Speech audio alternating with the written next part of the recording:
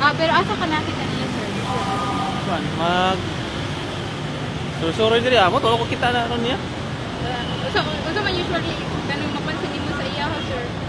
Magbike man na siya. Magbike magkakulat pa mo to kita ang sugar. Kung mo ani sa iya, ha? Kuan niya minaw kanang karaan jud pagdating ba. Ganun nakasulti mo kasi. Ay ang mga damit niya. Kabantay ka niya diri. Hindi na magkakulat diri no. Asa gabi kang makita? Hindi. Dugay makabantay ani niya. Sige na murag military. Kabantay mo ani niya. Ay, si Kuan, Lone Soldier, ay, Lone General. Tumabike.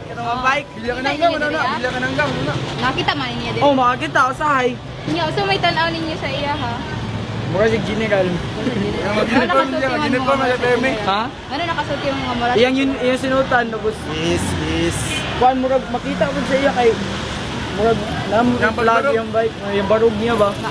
Yes. Kano sa raman mo sila nabantayan? Kumiyaging adlaw. Ay, nakita gid mo? Nakita niyo na, bike. Tugay na nga panahon kini nga tawo ga sanina og murag karaang pulis ug magbisikleta sa palibot.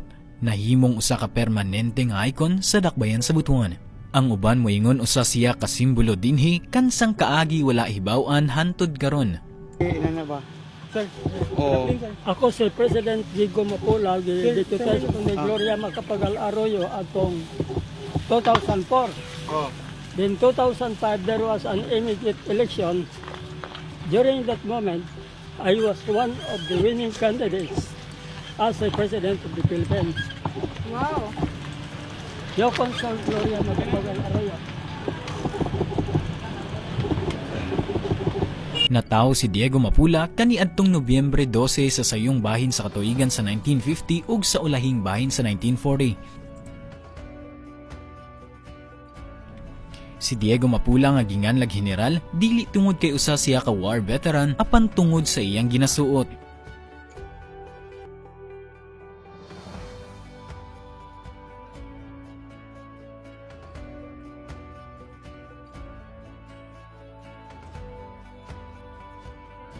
Kini mao na yang tanan nga mga sanina ingani tanag mga purma, mga burag purmag o pulis.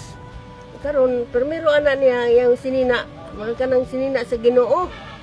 Oh, nga buhok diri kutob, tulot mo nagbuhok. Pagkahuman kadto na pong kuan, ana pong karong kaki kay ang nahuman ana niya nga kurso, criminology. Nag-inusara siya nagpuyo sa iyang simple nga panimalay nga iyang gihimo gikan sa materyales nga gihatag sa iyang mga parente o kamagulangan nga anak. Kasagaran wala siya sa iyang balay tungod kay magbisikleta siya mangita og mga panimalay nga magpaguna ug magpahinlo sa palibot. Kini ang kamanghuran nga igsoon ni Diego Mapula si Anisita Mapula. Kaniadto tong dalaga pa siya, nagtrabaho siya isip usa ka katabang sa pamilya sa panimalay sa iyang igsoon. Tung bata pa sila diri sa Butuan, ang ilang mga ginikanan mag-uuma og gapanag-iya og negosyo nga tartanilya. Buutan na siya gyud. Pinakabuutan ako nang igsoon ako kinamahuran mo ko pero wala ko na katilaw bunal ana nga wala. Pinakabuutan na siya, gisnon na siya. Bisan sa mga karaan ug hugaw na sanina, dili siya tigpalimos, dili siya ganahan mudawat og mga hinabang, kay dili man siya makalilimos, kundi usa siya ka self-sufficient man na ang panginabuhian mao ang paguna. Ko, nakagabaso mahagi, amahan ako na, ako plano gid dadon ako diri. Ang problema di mi sa manhi. Ang isda na ko, nakukwarta, trabaho na, sildo. Katagalan ako siya. Ana paghatag og gamit walay nung kahatag siya kung gawas sa ako. Kay kung tagaan siya lain tao, di siya mudawat. Kay ang iyang pagtuo lahi. Gawas og siya mismo mangayo. Pero kwarta, kaadlaw na siya sa ako kanang mangayo, ginagmay nga mga ingon siya nga kanang mga siya kanang kuan kanang pamahaw o pagkaon lang. Tagaan ako 20, 30, 40, 50, basta depende na sa akong Tag sa amo niya di gina siya kaon. Kanon na si iring yung isnak na walo na tiya. Nung kaon na nung maloy na tiya. Nung kaon na nung mag-uwan po kasi init. Nung silong san nung kay nantan ka. Apos padayon gyapon na siya kuan. Guna. Basa na nun. Basa na yung mga sanina niya. Kanang iyang gitrabuan nga maguna siya, tagaan sa suhol, mudawat siya.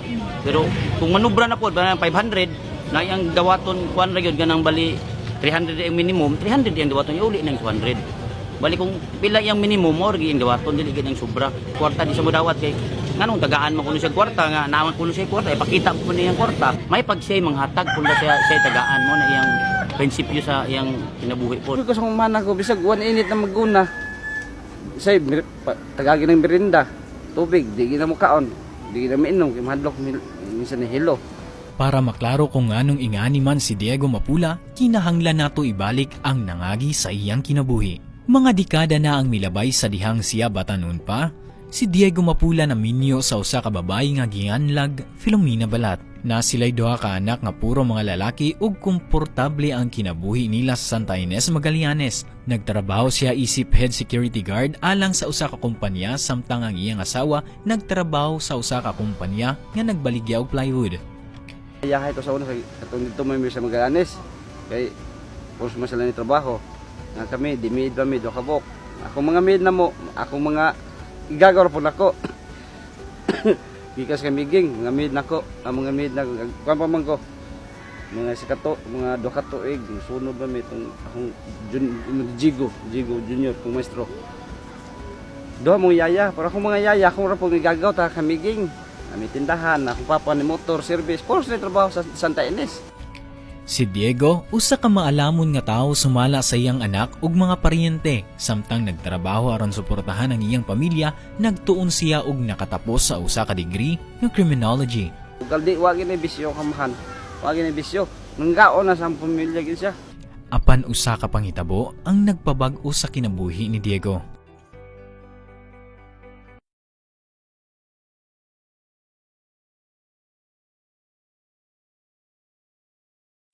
Gisaysay na ni Sita Mapula ang katalagman nga napabag-o sa kinabuhi sa iyang kuya. Usa ka gabi, misakay si Diego sa usa ka pump boat daplin sa Agusan Pequeño River sa Lumbukan. Kalit lang nalunod ang bangka. Si Diego dili man kabalo unsaon paglangoy ug nakapasamot sa sitwasyon kay kusog kaayo ang mga balod. Salamat na lang naluwas niya ang iyang kaugalingon pinaagi sa pagkupot sa katig sa pump boat, pero sa tanan pasahero na kauban niya atong aksidente, siya ra ang naluwas. Tungod sa panghitabo, nabantayan nila ang nahimong epekto sa insidente. Uli na sa balay, basa kayo. Ihatod na sa mga tagapambot. Pagkagabi tukar ang iyang sakit, nervyos niya, mudagan man siya kay nervyos down man din na siya. Sa Magallanes, kaya sakit mo siya dito, pagkaluno sa pambot, dasa dire kay hospital siya kay mo magdanan nga. Kabalhin mi kay nasakit man siya sa Magallanes, gidasa. Oo. Gidasa kung mama dire. Kaya may suon niya dire. Dire tabang. Ito gi-admit. Pag-admit, mo lagi di na siya mukaon lagi sa pagkalunod niya. Patambalan na mo ito sa ila Dr. Kumba. Among ipa-admit. Wala na kuan. Murag yapon siya, nervous niya paghuman. Kuan ka ng gidana po dito Davao. Kay may sila basig na buang. Wala man. Gisultihan sila sa doktor nga kinahanglan magpa-inject matag tuig si Diego aron malikayan ang nervous breakdown. Pero dili barato ang tambal ug dako nga sakripisyo ang gibuhat sa asawa ug mga anak ni Diego. Anak kong akong mama nga di na maging makaya na pagbaligya pagka dader baligya dito mga motor nako. Motor sa akong papa. Kay kuan tambal sa Butuan. Hanto nabaligya tong ka motor, mga rape. Hanto di kaduha panglas na gyud nga maligya ni mama atong mga balay na dayon. Dire namin namuyo, Butuan, balhin nami. Na akong papa, balhin na mo dire akong amahan. Mo na to gitambalan na to injection na naulian na pod siya. Hanto himo pon mi balay. Ano malhin nami dire Dayon nga po siya kuan pag kay gini gitambalan man siya. Trabaho gyud siya trabaho. Bison sa sudlan niya kay ko man na. Ano ba magpapanaw criminology man na. Si Diego mihunong sa pagtrabaho isip usa ka security guard tungod sa iyang padayon nga nervous breakdown. Nangita siya og ang iyang asawa og lain nga panginabuyan para mabuhi para usab makasuplagar sa tambal ni Diego alang sa iyang kondisyon. Tuan, ang panginabuhi naman sa una na may basakan. Wali sapsao pa kung papa ba sa op. Na namin lang yuta kagulingon po sa paro. Na ako mama, maligag puto. suri ning ginggon na dire. Na akong papa, wala sa daan nga na wala sa pantay, bisag panday siya, iyang sud lang nga trabaho bisag unsa go na tanan, oo. Hantod nabiya na ng panday, hantod nag-carpenter din siya. Hantod unig gibuhi sa mo, pamilya na mo. Na si may eskwela, sporta po mama. Na kami po mama na may klase, Sabado Domingo. Mga anime kana treasure, tapag tunos treasure mama na. Ang dapat niya to sa kay injection naman siya taga-tuig, ug di ma-maintain siya, mobalik taga-tuig na mo balik iyang sakit. Dili ganahan si Diego sa iyang mga injections, maong gapuson siya sa iyang mga parente para matambalan siya nila. Pero niabot ang punto nga nisukol siya. Hantod wala na otrog injection hanto iyang sakit. Nagkakuan. Oo. Gibsagdan sumuyo anak ko. Hantod mo lagi katong wala siya na maintain og kuan kanang injection. Nibalik na hantod namatay lang to kung yuan ako iyang akong yuan ang kamagwangan. Hantod wa na hadlok na po na kung may gagaw mo gapos kay na kabalo man mga amot black belt man na. Nahitabo ang mga dili normal nga pamatasan ni Diego human mapugngan ang mga injections. Nakahinumdum si Joseph nga usa ka higayon, si Diego nagtapok og martilyo og mga kawayan.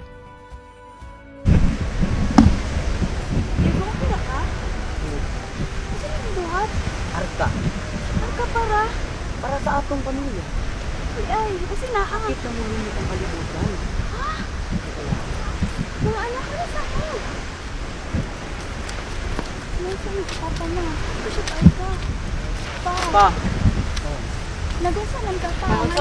Pa, pili ay ko ninyo po. Para sa ako. Pa, wala. Pa. Sa umabot nga mga tuig, si Diego ug ang iyang asawa nanganak pa og tulo ka mga bata ug nahimong unom ka mga bata sa ilang pamilya. Kung unsa ka komportable ang ilang kinabuhi kaniadto, karon naglisod na. Nahinumduman ni Joseph ug ang iyang mga igsoon ng kalisod sa pinansyal ug halos dili na igo nga pagkaon matag adlaw. Maayo na lang ang iyang mga parente gapadayon pagsuporta dili lamang sa pagkaon apan alang nausab sa edukasyon nila.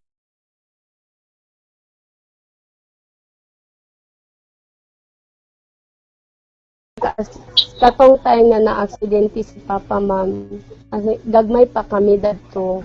Kini si Lizel Mapula, usa sa tulo ka kamanghuran nga anak ni Diego, usa siya ka nurse attendant nga wala diri nagpuyo sa Butuan, sulod na sa daghang katuigan. Kami dadto, dili pa mi wala pa ko kabalo, wala ko kahinumdum kung unsay nahitabugit sa iya. Gisulti lang ni Mama na mauna ang nahitabo sa iya ha. Pero wala siya nagkulang, ginaling kamot siya nga iyang mapachika si Papa matambalan, pero wala gid siya naulian. Lisod ang pagkabata niya tungod sa mood swing sa iyang amahan, epekto sa iyang kondisyon human paghunong sa pag-inject og tambal. Istrikto pud kaayo si Diego sa iyang mga anak, pananglitan dili sila tugutan sa paggawas sa balay ug makauban ang mga higala, ug sige na pud og away si Diego ug iyang asawa nga si Filomena kay dili na normal ang iyang pangutok. In short, dili na maka-function si Diego sa usa ka maayo nga amahan ug bana tungod emotionally injured siya. Naka-decide gid si Mama, Ma'am, na naka-decide gid si Mama nga biyaan gid niya si Papa. Si Lizel, grade 3 pa lamang sa dihang mibiya sila sa iyang amahan uban ang iyang duha ka igsuon ug ang iyang mama padulong kamigin. Hantod si mama na ni biya, umahan akong inahan. Gagmay po manghod mga akong manghod kamanghuran mga wa pay tuig. Na ang gidang nga bata tulo kamiging. Tungod lang sa usa ka trahedya, nabungkag ang ilang pamilya. Ayaw! Ma!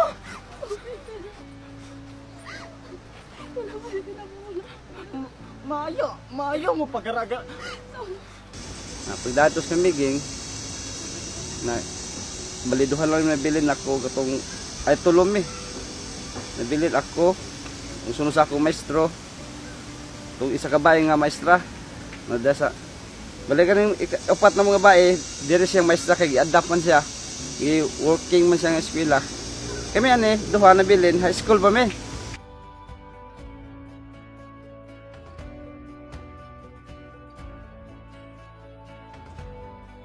Paghapon, pag uli ni Papa, yan siya nawa na. Mingaw na mong balay.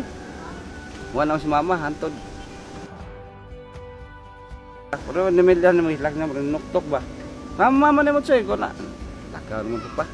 Impaki naman to. Kung ano man. Ano siya. Migig.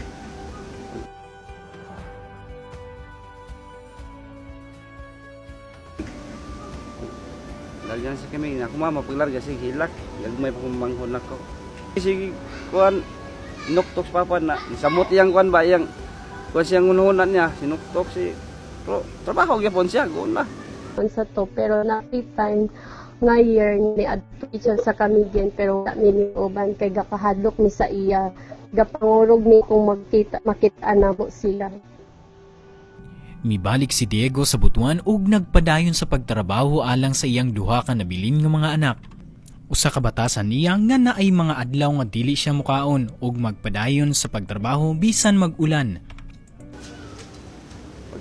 Pag-graduate sa manghod, abot na akong mama pagkaugma. Amo na akong manghod nga laki, gidas sa miging.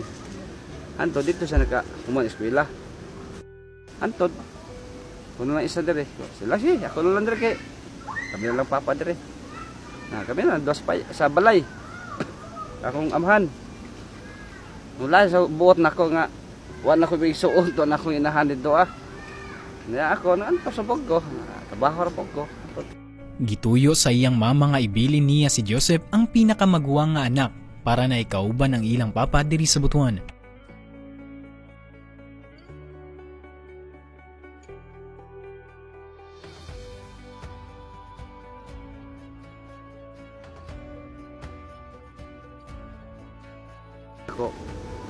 Ako maluoy mo ko kaya ako may kamaguangan. Sabi ko pa. Ay mas maayo pa balay ta puyo para matiman kapag kaon. Di man siya mo uban. Mora yang diferensya sa ako mahan. Kaya mo uban pa na siya. Dili na may nanay yang itsura kay matiman man sa usawa. Naman ko sakto kaon dire. Matiman siya, di man siya mo uban. Ang problema ng papa say og taga na sa balay dito makaadto ko makahapit ko kamilya. Duol ko to pa. Mahatag ko say kanang sa gato sana.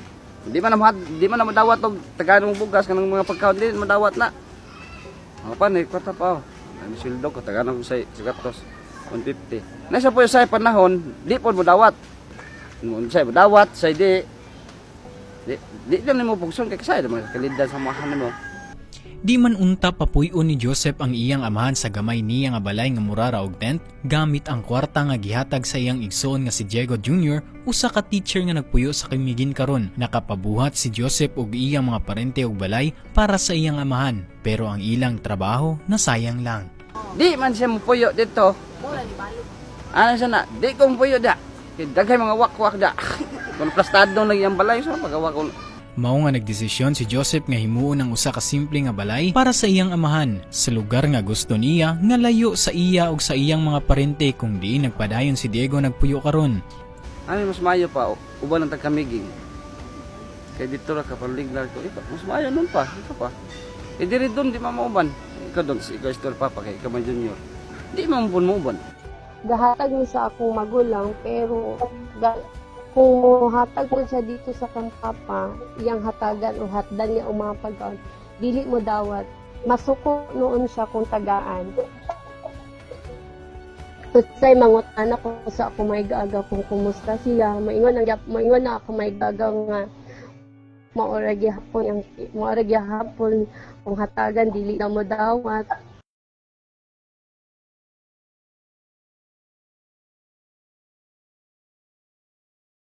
Ang BTV7 nagpost og usa ka hamubo nga pasiuna nga video bahin kang Diego Mapula. Ang video nakadani og positibo ug negatibo nga mga reaksyon. Usa sa mga negatibo nga reaksyon mao ang akusasyon nga ang mga anak ni Diego gibiyaan nila ang ilang amahan. Sir, nakakita na ba itong sa Facebook na video niya? Oo, kita ko. Ano sa'yo masulti niyo sa mga tao na nagsulti na gipasagdan daw ninyo? Lagi ni-react lagi ko na naman ni comment nga. Sus. Professional man yung mga anak ani na ngano ipasagdan man yung mga amahan ani. Ya ako nagkadikon trabaho ko ato na. Muna pa nako. Mo man napasagdan akong amahan. Ang kasayop lang sa amahan, di lang siya mo uban. Kami perminti mo liglar na ako man ang amahan. Ang problema lang siya Sir ay di mo dili. Yung mo dili pa na sa balay. Ano dami comment ko basta ko. Hindi maon yan. Bitaw nakabasa ko may iso mga bayat tong Cagayan ay sila ni reply. Mama na pasag di ako amahan. Bunong ginamo na sa Cagayan gani. Di man gid siya muuban. Sir ako rang papa ng diferensya. Na gusto na nako ipaabot sa mga katawhan diha nga wala mi nagpasagad sa among papa. Dili tibuod nga wala mo sige atiman. Ibuhat na mo tanan para siya makuha diya sa butuan. Ibuhat na mo tanan para madala na mo diri pero dili gid siya mo uban sa amo gikaulaw dili na tinuod. Wala lang sila kabalo kung unsa gyud ang istorya sa among life, sa among past, kung anong nakaabot mi diri. Gusto na nako iklaro sa tanan nga wala na mo siya gipasagdan. Tinuod lang, ma'am.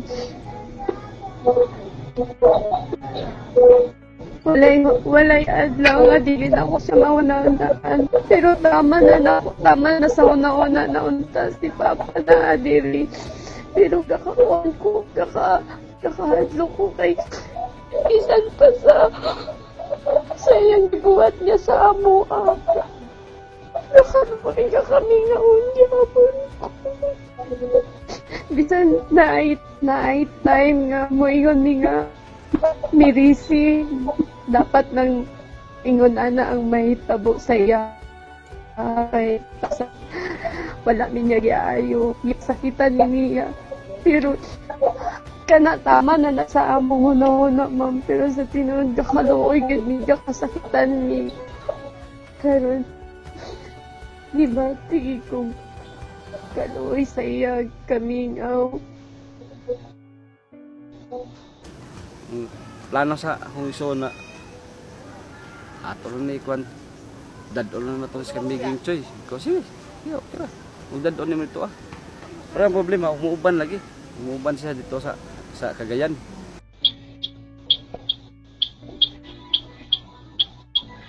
Yes, ma'am.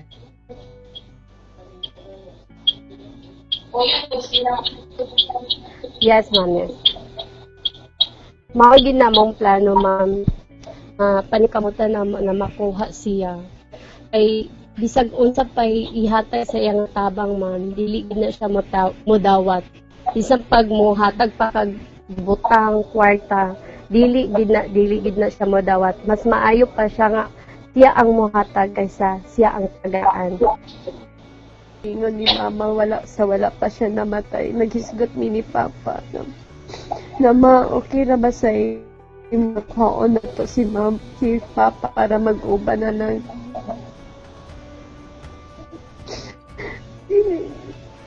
Wala ni sugod si mama dili niya malimtan ang gibuhat pero napasaylo niya si papa. Ang iya lang dili lang siya gusto nga mag-uban sila.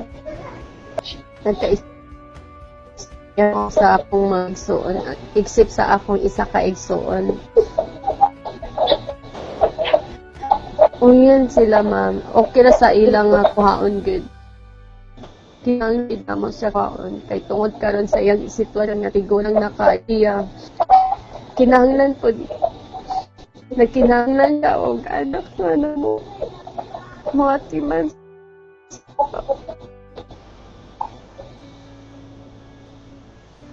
Taning kamutan na mo, ma'am, kung na siya diri sa namatambalan. Plano na mo, naamang god ni balay sa kamigin, ma'am. Munang dito lang na mo siya ibutang, uban sa akong igsuon. Sinapunta na ang tanan, makasabot kung anong layo mi sa iya karon. Ganong wala mi sa time nga nagkinahanglan sa wala mi. Giklaro sa mga anak ni Diego nga ang ilang amahan ganahan mag-inusara og dili gusto nga magpuyo uban sa bisan kinsa nila. Hinuon wala sila mawad-an sa paglaom nga sa umaabot nga mga adlaw ang ilang amahan makapuyo uban nila aron siya matiman. Ang ilang gugma alang sa ilang amahan kanunay anaa. Ang uban, sir, nakabati na si Sir Diego, dili kay siya, ano ba ka nang approachable. Sa maingon ni mo ana, sir? Istorya siya sa kaila niya. Pero di sa kaila, mahadlok siya. Pero kung magsige niya sa kakita, pwede niya sa istorya ho nimo. Pero dili siya, ingon nga, nanang minti mo, lakaw din na siya, dili magdugay istorya.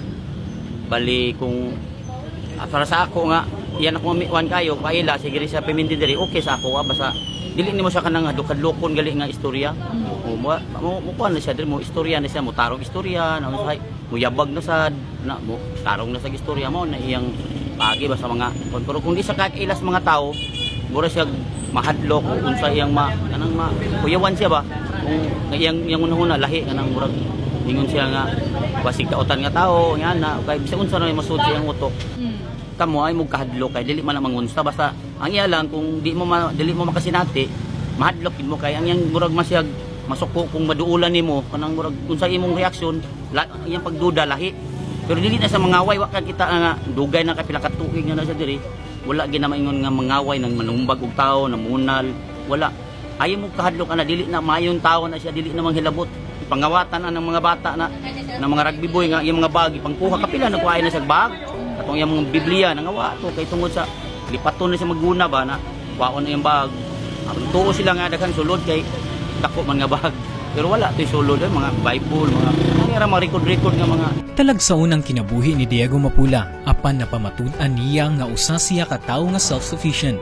Karon samtang ang iyang mga anak nagtrabaho nga mahiusa sila malipayon si Diego nga independente siya. Atong makatunan sa kinabuhi ni Diego Mapula ang pagka-self-sufficient ug ang pagka-responsable nga dili mahadlok sa unsay isulti sa ubang mga tawo nga usahay dali lang musga masking wala gani kahibalo sa tinuod nga istorya. Himuon nato siya nga usa ka modelo sa self-sufficiency, usa ka bayani sa atong dakbayan. Usa ka tawo nga mahimo natong sundon tungod sa determinasyon ug kakugi niya.